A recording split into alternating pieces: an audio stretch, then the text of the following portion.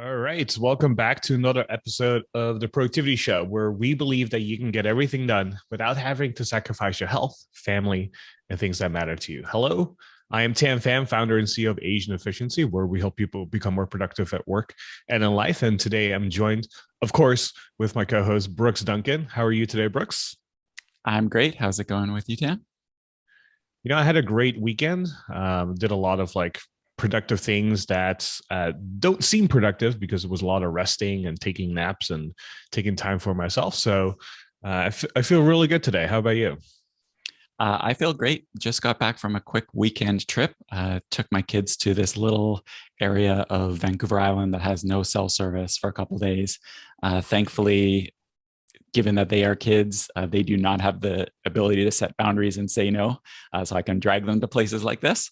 But yeah, it was a great rejuvenating trip. Speaking of setting boundaries and saying no, that is what today's episode is all about. So we're happy and excited about this topic because I know a lot of people struggle with this. I used to struggle with this. I know you used to struggle with this, and some of us might continue to struggle with this. So this is the last episode of 2021. So thank you so much for listening to the Productivity Show. If you've been following us for a while or you just tuned in and this is one of your first few times listening to us, thank you so much for joining us. And if there's something that we can help you with for 2022, kind of setting you up for a successful next year, I think one of the crucial skills that everyone can benefit from is being able to set boundaries and saying no. So if this is something that you want to work on, I think today's episode is going to be really helpful for you. So if you find yourself being overwhelmed with everything you need to do, and you find it hard to find the time to work on the things you want or need to do, this episode is going to be really helpful for you. If you're someone who ends up missing a lot of commitments or dropping the ball because you can't bring yourself to say no to things that realistically you aren't able to do or do well, this episode is going to be packed with things that are going to be impactful for you right away. And I know some of you who are listening are already pretty advanced when it comes to saying no or able to set boundaries. And I think some of the advanced tips and phrases that we're going to be sharing with you here today are going to be helpful as well. So there's going to be something for everyone here. And as always, we like to start off with our top three favorite resources. So I have a book recommendation for you to start off with, and that is The One Thing by Gary Keller and Jay Papasan. They're actually also based here in Austin, Texas. And this book helps you focus on finding what's the one thing that you have to focus on. So once you know what the one thing is for you, it's easy to say no to other things. So most people kind of struggle figuring out what the one thing is for them. So this book is really helpful for that. Another book that I have here is Nonviolent Communication by Marshall Rosenberg. So this is a book all about communication skills. So how do you politely say no, or how do you make an observation in other people and say something about that in a polite way that helps either correct a behavior or addresses a need or a feeling that you have that you feel like, like I don't really like this. Like, how do you say it in a nice way so it doesn't come across as quote unquote violence? So this is a really handy book as well. And then the third recommendation today is another book called Your Erroneous Zones by Dr. Wayne Dyer. So rest in peace, Dr. Wayne Dyer, who passed away a few years ago. This is a book. The best way I can describe it is if you implement everything he says to a T, you might be a little bit of an a-hole. So this is the only preface I would say about this book. But if you kind of take the ideas of how you set boundaries from this book, I think you will find that the big takeaway from the book is basically take take care of yourself so you can serve others in the best way possible. So it's going to show you how to set boundaries in many ways. So those are the top three resources, and we'll have links to everything that we talked about in the show notes. So you can find everything at theproductivityshow.com/384. So Brooks, let's just start with the episode here. Why are we doing this topic today? Yeah, well, you said it really well when you were talking about The One Thing, which is a great book. I totally agree with you. And that is when you say yes to something, when you agree to do something, a mental reframe that you want to try to get into is it means you're saying no to things that might be more important. You just might not know about them yet. And we always talk about the three main levers of productivity. You got your time, you got your energy, and you got your attention. We call it the T framework. And you can learn more about that if you want to go to theproductivityshow.com/T. And saying no really helps optimize all three areas. If you think about it, the art of saying no and setting boundaries can have a huge impact on your time. Obviously, every task, project, and commitment that you take on is going to mean that you have less time for other things. Also, when you are overcommitted, you can't focus your energy and you just feel like dragged down. So when you don't have that energy focus, when you're taking on too much, that's going to negatively impact your energy. And then, of course, being overcommitted will also disperse your attention. You won't be able to focus your attention on any one important thing. It fragments it all over the place. So you want to be ideally focusing on those important things, but it's very difficult when you've already agreed to do a bunch of other things. So we're going to be sharing how to maximize all three levers in this episode. But this is like we said, a really high leverage thing that you can do is get a few additional skills on how to gracefully, ideally say no to things that come into your world. So we are going to be going through 3 ways to set boundaries and say no. And we might as well just get started with tip number 1. And it's going to sound obvious, but not a lot of us give any thought to this. Tip number 1 is to know what your boundaries actually are. You talked about, Tam, the one thing earlier, and one line from that book that I always really, really like is that one yes must be defended over time by 1,000 no's, which means that if you want to be able to do something, you've got to be able to say no about a bunch of other seemingly tiny things that is going to free up your space for the thing that you want, your one thing that you want to do. So if there's something that you want to do or you need to do, you've got to be prepared to turn down other things. But the problem is, and I don't know if you've experienced this, Tan, I definitely have, we get a lot of requests for things all the time. If you really think about it, if you were to sit down with a journal and make a note of everything that's trying to impact your time, energy, and attention, it's a lot.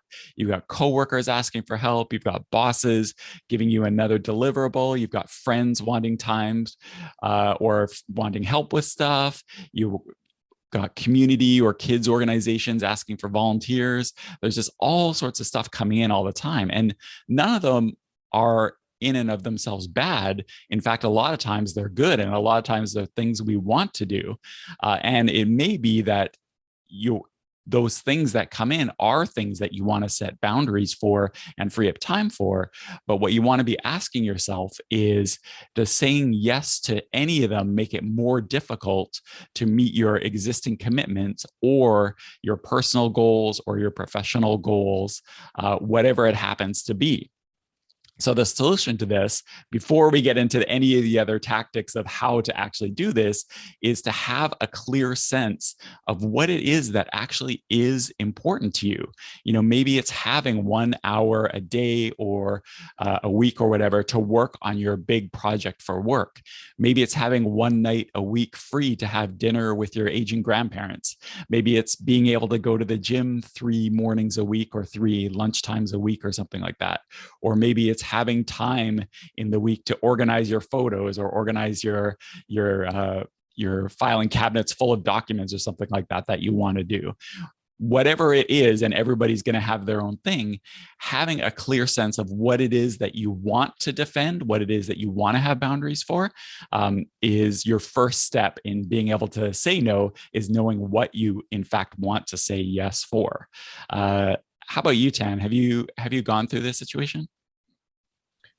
Yeah. So one thing I've kind of like discovered from having clarity, and this is, I think, what you're kind of like hinting at, is when you have clarity about what's important to you, it's really easy to say no. However, the opposite is if you don't have clarity about what you want, then it's easy to say yes all the time. So to give an example, when I was so focused on building a savings account to a very specific amount, I knew like, okay, this is like the dollar amount that I want to have in my savings account by this date. Like there was a deadline associated with that, right? And then I would create a plan. I would say, okay, this is what I want to do. This is how I'm going to get there, right? So I would have clarity about how I'm going to get to this outcome. And anytime anything that came on my plate that kind of deviated from that, it would be easy for me to say like, no, like this is not going to help me with my goal here of saving money. So if someone came to me and said, hey Tam, I have a last minute opportunity to go to Las Vegas, like would you like to come with me? I would be like in my head crunching the numbers and be like, okay, I have to buy a flight, I have to stay at a hotel, like pay for food, like none of this is helping me in some shape or form achieving my goal of saving money, right? It's actually the opposite. Going to Vegas is probably going to blow through my savings account. So it was easy for me to say no to something like that. And that's kind of like a big commitment in many ways, right? So it's easy to say no to that. But even like the small things of like, oh, if I'm in line, do I really want to buy this like pack of gum or something? It's like, well, like maybe it's $1, but $1 saves, is $1 extra in my savings account, right? So it was easy to say no to that as well. And then all these other small things will come up. Same thing with when I was really focused on fitness and I wanted to like eat a certain way, like eat a certain amount of calories every single day and so on. It was easy to say no to social dinners because now I know like if I go to a social dinner, I tend to overeat. I love desserts and I always like to eat desserts and stuff. And I know this is like counterproductive to what I was trying to achieve. So I had to figure out a balance of, how do I make sure that I'm achieving my goal or getting closer to my goal, but also balancing what makes me happy, and which is socializing and being around others. But I knew that this is not going to be forever, right? Like this is a temporary thing. And I knew that there was a very specific deadline that I set for myself to say, hey, this is not going to be forever. This is only for the next 2 weeks, 3 weeks, or maybe a quarter or so. And in the grand scheme of things, like I'm going to be okay with that, right? So I'm very clear about what I will say yes to, but also what I'm saying no to, because I know what ultimately the outcome that I'm aiming for. Yeah, I think in a work context too, this is especially true in corporate, it's really important to have clarity as to what you're being evaluated for. So both on like maybe a company-wide level, like what are your company goals, assuming that they do a good job bringing that down to you. What are your team goals or your department goals? And what are your personal goals? If this is something that you have in your organization where maybe you and your boss set goals for your quarter or for a year. What are you trying to achieve?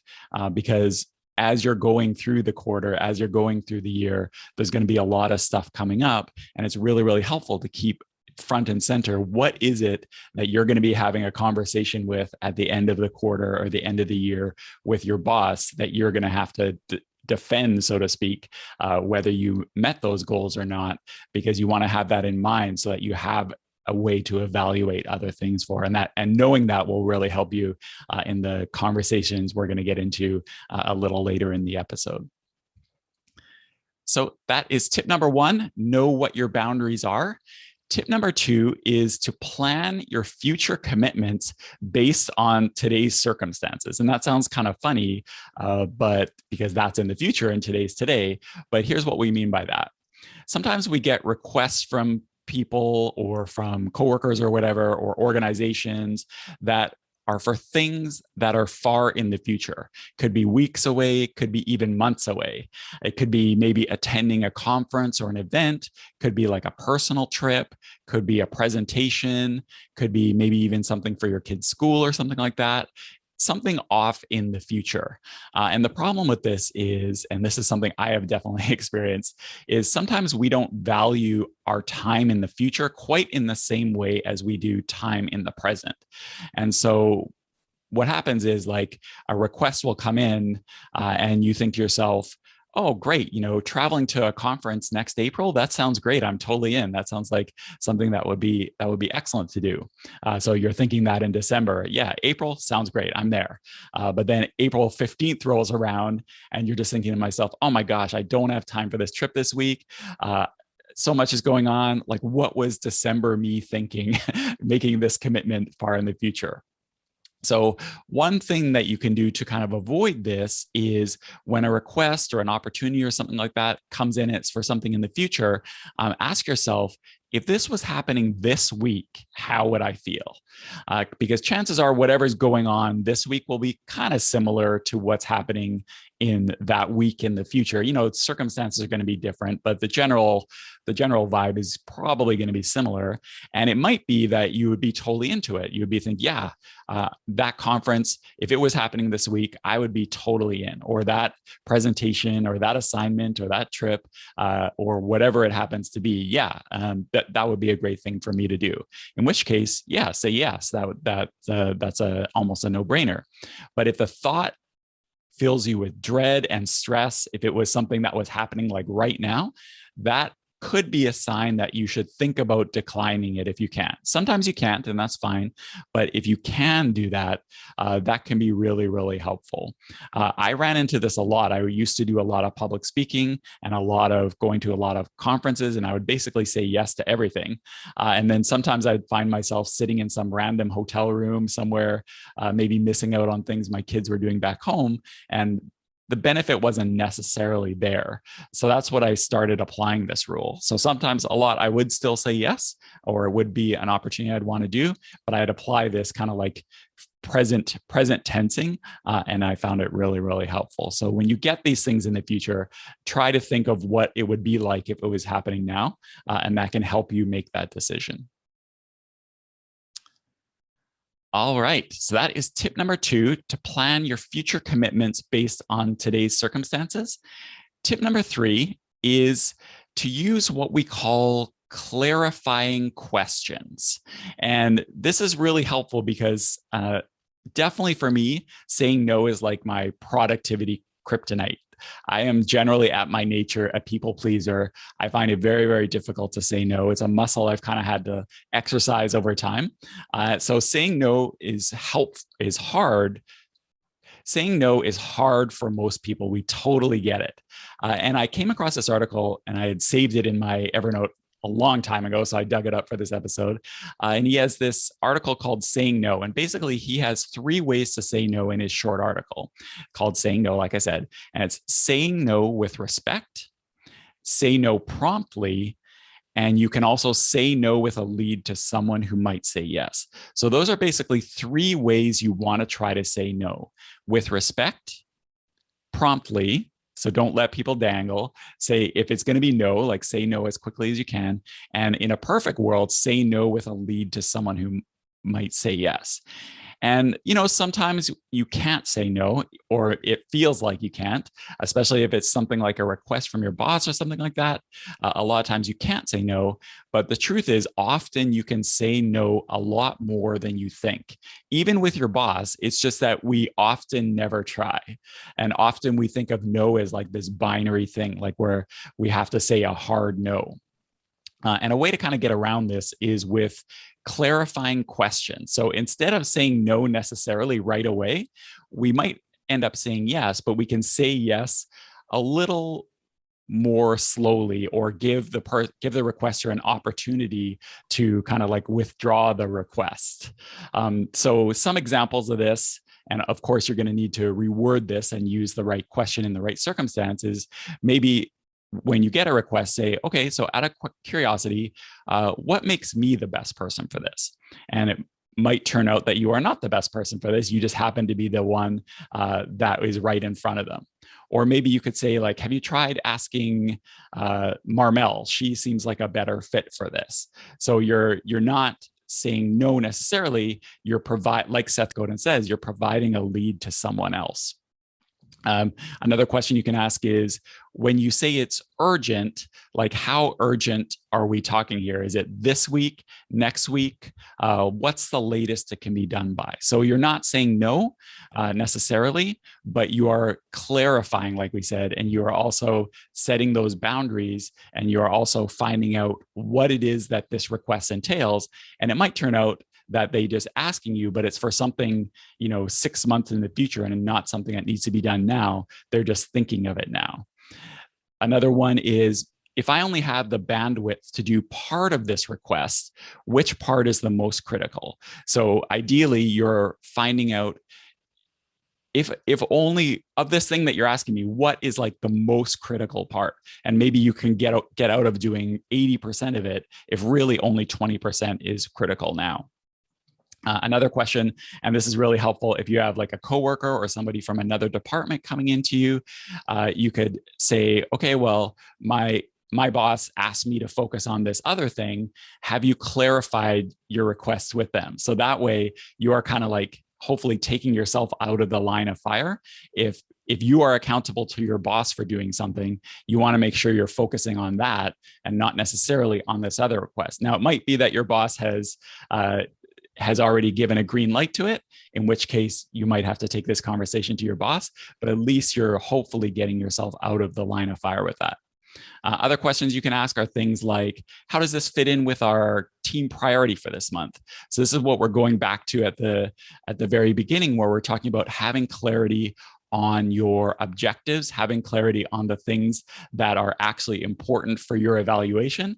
You want to make sure that this thing that you're being asked to do is actually in line with what your goals are, your team goals, and your department goals. And a final clarifying question, which is really, really helpful, is if I have to choose between this and this other project that I've been assigned, which is the higher priority?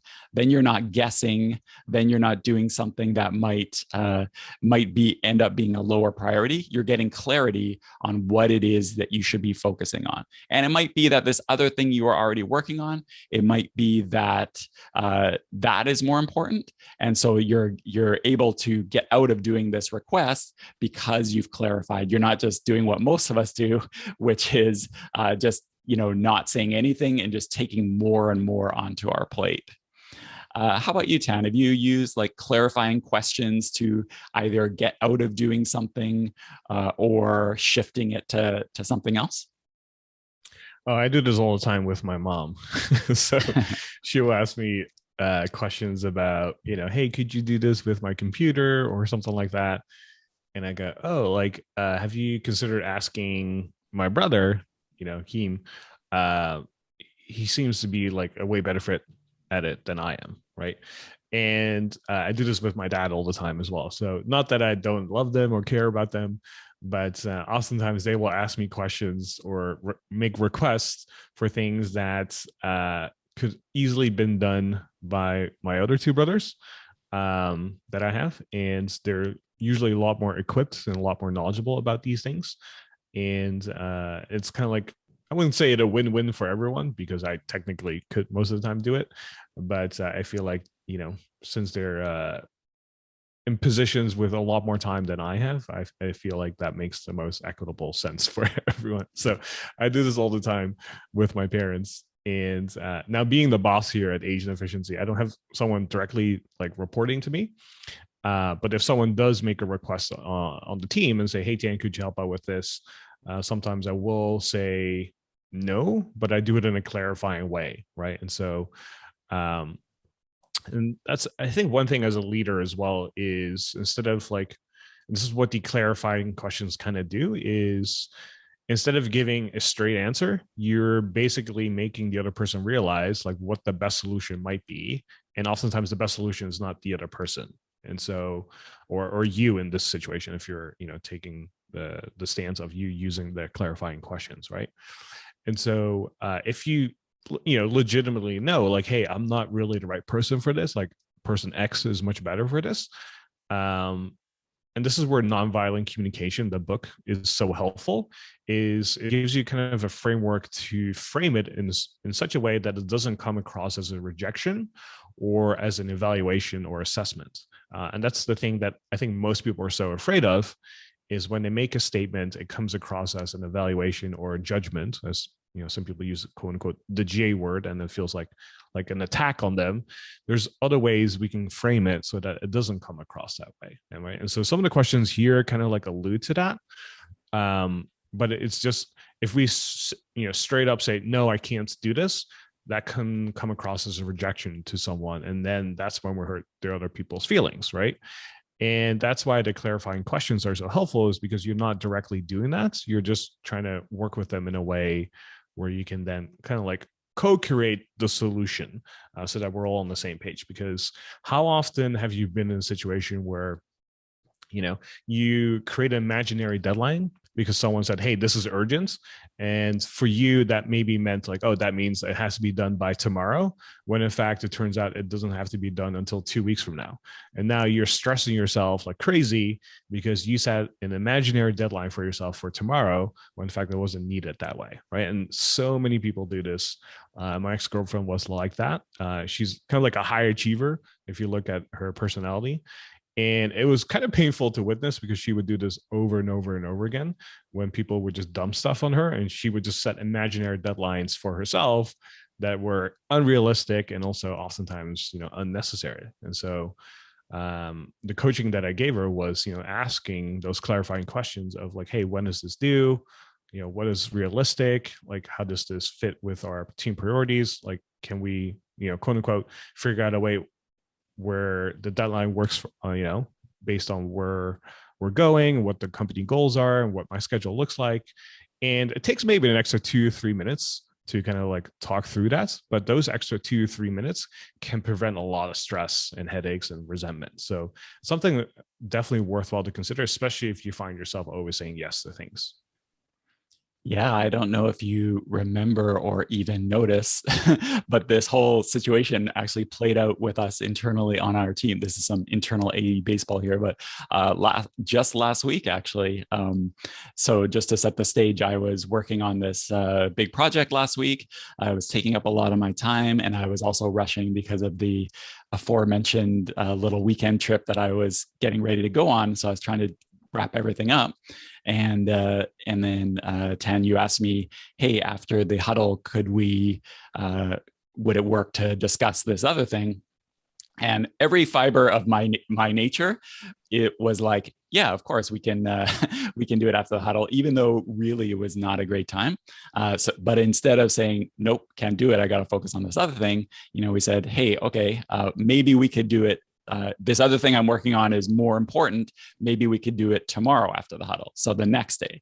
Now, it could have been that your request really did need to be done that day, in which case, I would have had to do it. Or it could be that, like you said, you had like an artificial deadline, like, no, this has to be done today, even though it really didn't. But because that worked for you, I was able to focus on my higher priority thing. You were still able to get your requests answered the next day, which was totally fine. And so it was kind of like a win-win for both of us using these kind of like saying no strategies, even though my nature would be to just take it on and be like, yeah, sure. So it would have been a negative all around had I accepted that request, but instead we kind of like flipped it to the next day, and it all worked out fine. It's not always going to work out that fine, but if you apply these strategies when it's possible, it can save everybody a lot of headache. Yeah, I will say that was very ninja of you, because until you brought this up just now, I had no idea that you were doing that. And I think that's like a good example of saying no in a really good way, so it doesn't come across as a rejection, right? Because I definitely didn't feel like it was a rejection or that you were trying to say no to me. It was just like, hey, I'm doing this. Like, can we move this to another day? And I'm like, okay, yeah. Like, we don't have to do it today. It could be tomorrow as well. So that's just like a perfect real life example. And so before we wrap up today's episode, I want to give a quick shout out to our TPS Plus subscribers. So if you're listening to us and you're supporting the productivity show, thank you so much for being a TPS Plus member. So if you're unfamiliar with TPS Plus, it's kind of like the upgraded version of the productivity shows, where we have episodes coming out a week early. They're ad free, and it comes with extra bonus content when you're a member as well. So if you want to find out more about TPS Plus, and you want to find a way to support the podcast, go to theproductivityshow.com/plus. And I want to thank everyone who has been a member thus far. And if you sign up for an annual membership, you actually get a exclusive t-shirt that says one tweak a week. So if you ever see someone with that t-shirt, you know that they're a TPS Plus member. So thank you so much, everyone, for supporting the Productivity Show thus far. And as always, before we wrap up today's episode, I want to do a quick recap, right? So tip number 1 was to know what your boundaries are. Tip number 2 was to plan your future commitments based on today's circumstances. And then tip number 3 is to use clarifying questions, or CQs, as you may call them. And as always, we want to make sure that we end today's episode with something actionable. So think about what you have going on at the moment and what your goals are and what your priorities are. Once you kind of know what they are, what kind of boundaries can you set for yourself that you want to defend as much as possible? Okay. So this is really about having clarity about your goals, your priorities, both in your work and personal life, right? Figure out what those are for yourself, and then think about what are boundaries that you can set for yourself that you want to defend as much as possible. Right. So if you want to find everything that we've talked about in today's episode, you can go to theproductivityshow.com/384. And thanks again for joining us, and we'll see you next Productive Monday.